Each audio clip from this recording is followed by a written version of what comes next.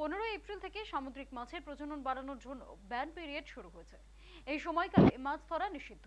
এই নিষেধাজ্ঞা সামুদ্রিক মাছের প্রজনন প্রক্রিয়াকে সাহায্য করে এবং মাছের সংখ্যা বৃদ্ধি করে। 15 এপ্রিল থেকে 14 জুন পর্যন্ত মোট 61 দিনের ব্যান পিরিয়ড শুরু হওয়ার আগে কিছু মৎস্যজীবী এবং পরিবেশবিদ উদ্বিগ্ন ছিলেন, কারণ তারা বাজারে ছোট ইলিশ মাছ দেখতে পেয়েছিলেন। এই ছোট মাছগুলি মাছের প্রজনন প্রক্রিয়াকে ক্ষতিগ্রস্ত করতে পারে। পূর্ব মেদিনীপুরের জেলায় মৎস্য দফতরের তরফ থেকে মাইকিং করে ইতিমধ্যেই জানানো হচ্ছে বিভিন্ন ল্যান্ডিং সেন্টারে এবং দীঘা, মোহনা, তাজপুর, শঙ্করপুর, মন্দারমণি, শৌলা, জলধা এবং পেটুয়া প্রত্যেকটি ল্যান্ডিং স্টেশনেই চলছে মৎস্য দফতরের তরফ থেকে বাড়তি নজরদারি ও মাইকিং। 61 দিনের ব্যান পিরিয়ডে বিভিন্ন ল্যান্ডিং সেক্টরে নজরদারির দায়িত্বে থাকবেন হিলসা ডাটা কালেক্টর কর্মীরা।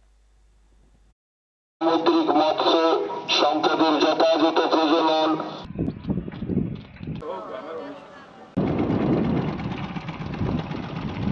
অন্যান্য বছরের ন্যায় পশ্চিমবঙ্গ সরকারের নিয়ম অনুযায়ী আমরা ল্যান্ডিং সেন্টারে মাইকিং করে দিয়েছি এবং সরকারেরও যে প্রচার গাড়ি তারাও এসে মাইকিং করে দিয়েছে এবং আমরা প্রত্যেক ব্যবসায়ীকে মাইকিং করে জানিয়ে দিয়েছি যে 15 এপ্রিল থেকে ব্যান পিরিয়ড শুরু হলো এবং তার নির্দিষ্ট সময় পর্যন্ত 61 দিন পর্যন্ত বন্ধ, এই সমস্ত কথা বলে দিয়েছি।